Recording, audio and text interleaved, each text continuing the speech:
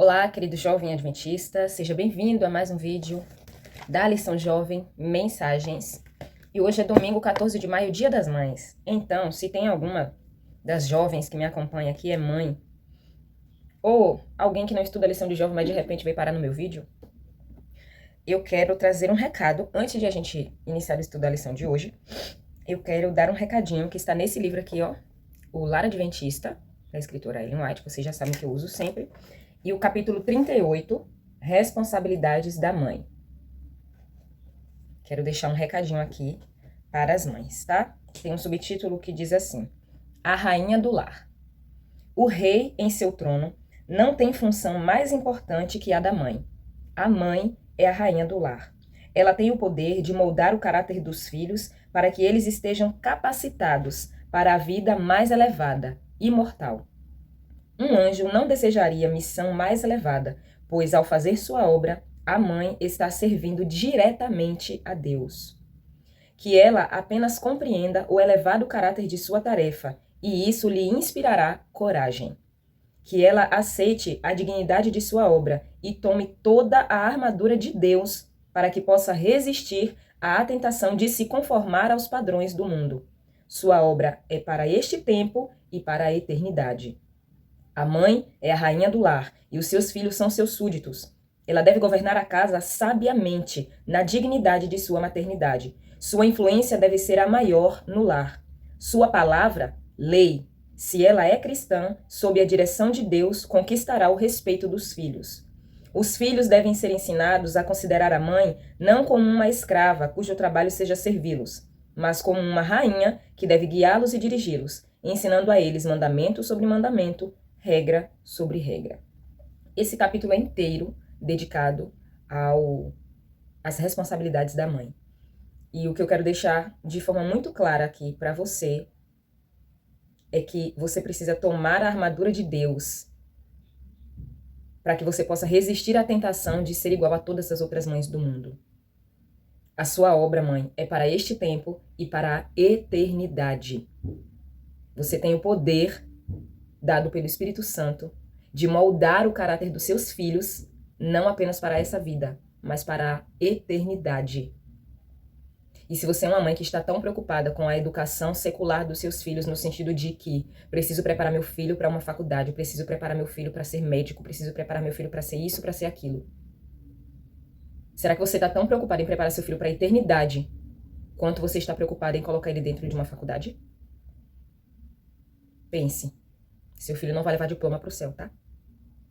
Ele vai levar o caráter para o céu. E vai ser uma lástima se seu filho for ao céu e você não for. Ou nenhum dos dois for. Porque quando o Senhor Jesus voltar, ele não vai perguntar para você cadê os diplomas do seu filho. Todas as graduações. Cadê todos os brinquedos, tudo que você comprou, todas as roupas, calçados, cadê todo o luxo que você deu pro seu filho? Não é isso que ele vai te pedir conta. Ele vai perguntar onde estão os teus filhos. E se você não moldou o caráter dos seus filhos para a eternidade, pense. Pare e pense. Então vamos seguir? Vamos seguir para o estudo da lição. Hoje é domingo, né? Como eu já falei. O tema dessa semana, gente, o sábado e o fim. Aí na tirinha, essas tirinhas, cara, eu amo essas tirinhas. A sacada deles é maravilhosa. Sábado é só para os judeus. A primeira menção... Aí o outro responde. A primeira menção ao sábado na Bíblia é no relato da criação. Aí o outro pergunta, Adão e Eva eram judeus? E o outro não responde. Fica com as mosquinhas rodando na cabeça. Então, gente, de forma muito clara, todas as vezes que alguém te refutar dizendo que esse negócio de sábado é de judeu, pelo amor de Deus, saiba explicar que os primeiros habitantes da terra não tinham nenhum tipo de nacionalidade específica. E o Senhor deu a eles o sábado como um presente para que eles perpetuassem esse mandamento durante toda a humanidade. Afinal de contas, eles foram os nossos primeiros pais, os originadores de toda o restante da raça humana, tá? Então, por favor, não fica que nem esse carinha aqui com mosca na cabeça, não. Saiba responder. A parte de domingo vem trazendo aí a importância que nós temos diante de Deus, o valor que nós temos diante de Deus. E isso me faz lembrar de um texto que no momento eu não sei onde está, mas eu vou deixar aqui na descrição, que diz que nós somos comprados por alto preço. Foi o sangue de Jesus. Nós valemos o sangue de Jesus. Nós não somos qualquer coisa. E isso não é no sentido da valorização do mundo. A gente não deve se achar. Não. É que dentro da nossa vida com Deus, existem momentos em que a gente se sente um lixo. Eu já me senti várias vezes, direto eu me sinto. Mas é um pecado. No livro Mente, Caráter e Personalidade, eu me deparei com um texto de Ellen White falando como é um pecado grave a gente se... É uma palavra que diz assim... Quando eu fico me diminuindo, sabe? Tipo, quando eu não me valorizo, quando eu fico colocando sobre mim um peso, uma carga e esqueço o meu valor e fico dizendo que eu não valho nada, que eu não presto e tal... que é um pecado muito grande, porque nós somos feitos à imagem e semelhança de Deus para glorificar a Ele, e o nosso valor foi o sangue de Jesus. Eu tô com o livro aqui na minha frente, mas eu não sei exatamente qual é o capítulo, então não vai dar tempo eu procurar aqui para encontrar. E eu tô com o 2 na minha frente, eu não sei se eu li isso, foi no Mente, Caráter e Personalidade 2 ou foi no 1. Mas eu vivia o tempo todo fazendo... na época que eu peguei esse livro para estudar, eu tava com a autoestima lá no ralo.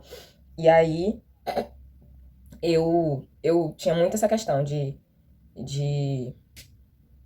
autopunição e, enfim, eu me sentia, tipo, né, bem sem valor mesmo, assim.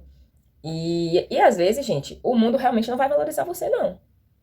Mas, para Deus, você tem um grande valor. Tem uma música antiga que Gabriela Rocha fez uma versão que diz assim... Nossa, eu escutava essa música desde que eu era pequenininha. Quero que valorize o que você tem. Você é um ser, você é alguém tão importante para Deus. Nada de ficar sofrendo angústia e dor neste seu complexo interior, dizendo às vezes que não é ninguém. Eu venho falar do valor que você tem. Eu venho falar do valor que você tem. Ele está em você, o Espírito Santo se move em você. Enfim, a música segue. E aí ela diz que você vai perceber que para ele há algo importante em você. Por isso, levante, cante, exalte ao Senhor. Você tem um valor, o Espírito Santo se move em você. Essa música é muito bonita. E ela reflete bastante o que está escrito aqui na lição de hoje, né? Não existe mais ninguém como você em todo o universo. Você é único, uma criação singular, um ser de valor tão imenso, mas o nosso valor é tão imenso que o Deus Todo-Poderoso decidiu descer aqui e se oferecer como sacrifício por você e por mim. Então, quando a gente não se valoriza diante de Deus, quando a gente, né, enfim, tem a palavra, gente, é auto alguma coisa, não tô lembrando agora, mas você tá entendendo o que é se desvalorizar. E quando a gente faz isso, a gente está cometendo pecado, porque a gente está negligenciando o valor que nós temos diante de Jesus. Nós valemos o sangue de Cristo. Se nós não tivéssemos valor, ele não teria vindo morrer por nós. Mas a questão não é simplesmente pelo fato dele ter morrido, é porque o nosso valor está no fato de que ele nos criou. Você entende isso? O Deus Todo-Poderoso que criou o céu e a terra criou você. Isso é maravilhoso, gente, pelo amor de Deus. E o complemento que a lição vai trazer aqui hoje é este livro, O Grande Conflito, capítulo 26, com o tema A Restauração. E esse capítulo vai falar sobre o sábado, o dia que deveria ser lembrado para sempre, como é que esse dia foi mudado, as brechas que foram abertas, aquilo que a gente estudou na semana passada. A gente estudou na semana passada aquele texto de Isaías, que fala que nós somos levantados como reparadores de brechas, porque foi aberta uma brecha na lei. Eu ainda falei que foi um buraco gigante que foi aberto na lei. E as palavras de Isaías se aplicam à era cristã, né? E ela começa o capítulo dizendo assim: Isaías predisse a reforma do sábado nos últimos dias. E aí a gente vai lá para Isaías 56, tá? Pra gente... Vamos lá. Capítulo 56. Diz assim: Assim diz o Senhor: mantenham o direito e pratiquem a justiça, porque a minha salvação está prestes a vir, e a minha justiça está prestes a se manifestar. Bem-aventurado quem faz isso e aquele que nisso se firma, que se guarda de profanar o sábado e guarda sua mão de cometer o mal. Deixa eu ver. É isso mesmo. Isaías 56. É isso mesmo. E aí, mais pra frente, o versículo 6 vai falar sobre aqueles que não guardam o sábado, estão profanando ele, né? Estão abandonando a aliança. Aí, ela vem trazer aqui que o quarto mandamento é o único mandamento que contém o selo da lei de Deus. Que neste mandamento vem o nome do legislador. A lei e o nome do legislador.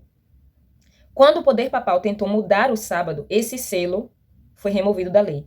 E Deus chama os discípulos de Jesus para restaurar o selo através da exaltação do sábado como memorial do Criador e sinal de sua autoridade. Aí a gente vem para Isaías 58, que diz assim: grite a plenos pulmões e não se detenha. Erga a voz como a trombeta e anuncie ao meu povo a sua transgressão e à casa de Jacó os seus pecados. Então, qual foi o pecado? Qual foi a lei que eles abandonaram? Anunciar ao meu povo a sua transgressão. Qual foi a transgressão? E aí dos versos 12 a 14 é o que a gente leu na semana passada. E vai deixar muito claro aqui qual foi a lei que eles abandonaram, né? Eles abandonaram a lei de guardar o sábado. Porque o versículo 13 de Isaías 58 diz assim: se vigiarem os seus pés para não profanarem o sábado, se deixarem de cuidar dos seus próprios interesses no meu santo dia, se chamarem ao sábado de meu prazer e santo dia do Senhor, digno de honra, e se guardarem-o, não seguindo seus próprios caminhos, nem pretendendo fazer sua própria vontade, ou falando palavras vãs, então vocês terão no Senhor a sua fonte de alegria, e eu os farei cavalgar sobre os altos da terra. E o sustentarei com a herança de Jacó seu pai, porque a boca do Senhor o disse. E aqui, mais acima, ela vai falar que a Bíblia, né, vai dizer que nós somos restauradores de brecha, e Ellen White vai dizer assim nesse capítulo: as brechas na lei de Deus foram feitas quando o poder romano mudou o sábado. Mas chegou o tempo de reparar essas brechas. Adão guardou o sábado no Éden. Continuou a guardar depois que, caído, porém arrependido, ele foi expulso do jardim. Todos os patriarcas, de Abel a Noé e de Abraão até Jacó, guardaram o sábado. Quando o Senhor libertou Israel do Egito, ele proclamou sua lei para aquela nação. E daquele dia, daqueles tempos, dos tempos primórdios do mundo até hoje, o sábado tem sido guardado. Embora o homem do pecado tenha obtido êxito em pisar a lei de Deus, existem cristãos fiéis em diversos lugares que estão guardando o sábado. E ela diz que desde a reforma protestante, alguns indivíduos de todas as gerações têm guardado o sábado do sétimo dia. E aí essas verdades que estão em Apocalipse 14, temer a Deus, dar-lhe glória, né? Dentro dessa parte de adoração ao Criador está: porque em 6 dias fez o Senhor o céu e a terra, o mar e tudo que neles há. Aquilo que está escrito em Êxodo, aquilo que está em Apocalipse tem conexão, né? E isso é que vai distinguir o povo de Deus por ocasião da vinda de Jesus, a Igreja de Cristo.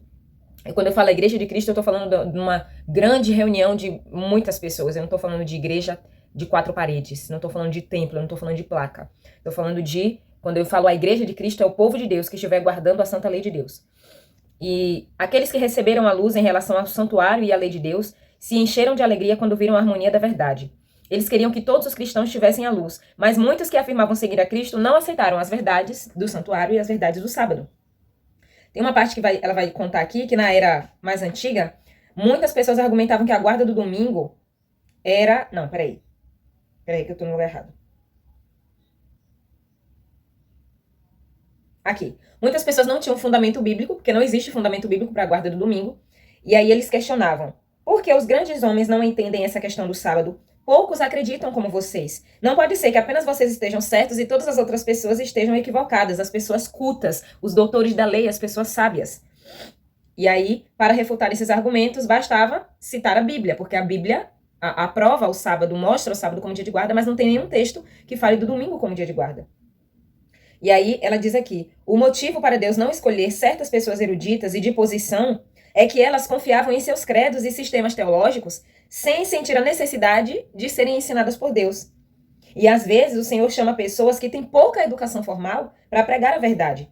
E ele as escolhe porque elas não são autossuficientes demais para rejeitar o ensino do Senhor. E a sua humildade e obediência as tornam grandes.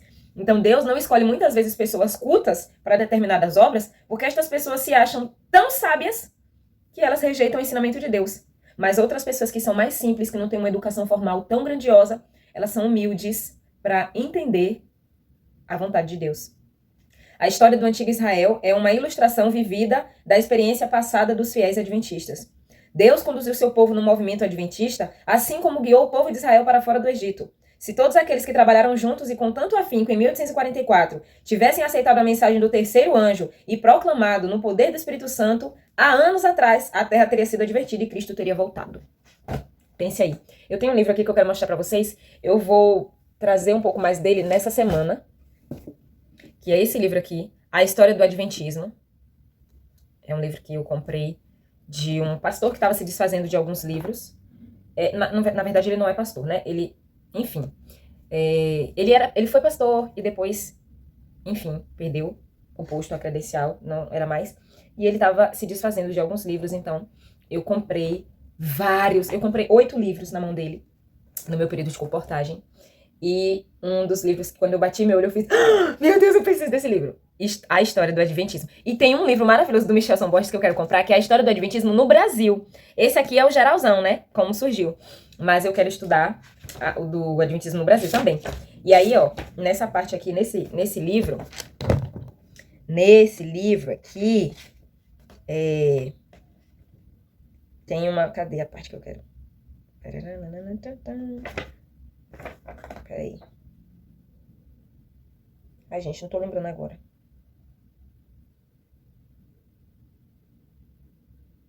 Tá, no capítulo 13, página 87, vai ter aqui a mensagem, ó. A mensagem do terceiro anjo. E aí eu vou trazer um pouco mais sobre esse capítulo, tá? Aqui, para vocês compreenderem um pouco sobre como foi essa mensagem do sábado para os pioneiros da Igreja Adventista e as comparações que eles fizeram com aquilo que eles estavam descobrindo e os textos da Bíblia e a verdade do sábado como... Nossa, gente, é maravilhoso. Eu vou trazer esse complemento para vocês durante a semana, tá bom? Eu não sei se tem esse livro em PDF. Eu não sei também se tem ele para ler online. Se tiver, eu vou deixar o link do capítulo aqui, se você já quiser ir lendo. Mas aí eu vou trazer o complemento dele. Olha, gente, ele é grosso, então, maravilhoso esse livro. Aí eu vou trazer esse complemento. Peraí, deixa eu vir aqui. Eu vou trazer esse complemento. Deixa eu até colocar o marcador aqui. Eu vou trazer esse complemento para vocês essa semana, tá bom? O livro A História do Adventismo e é da Casa Publicadora Brasileira. Pronto, eu vou deixar o link para você comprar o seu livro. Olha que maravilha. É muito melhor do que estudar em PDF, né não? Vou deixar o link para você comprar. Vou procurar direitinho e vou deixar o link aí para você, tá bom? Então é isso. Durante essa semana a gente vai ter um vislumbre aí maior sobre essa questão do sábado e o tempo do fim. Como é que isso vai ser apresentado, como é que a gente deve saber defender esse mandamento, como é que a gente deve compreender a verdade do sábado para apresentar às pessoas que são ignorantes ou que rejeitam mesmo essa questão. E, enfim, vamos lá prosseguir, tá? Tô lendo algumas partes aqui, acabou tirando um pouco minha atenção, mas enfim, é isso. Eu já ia acabar o vídeo mesmo, então não tinha mais nada pra falar, tá bom?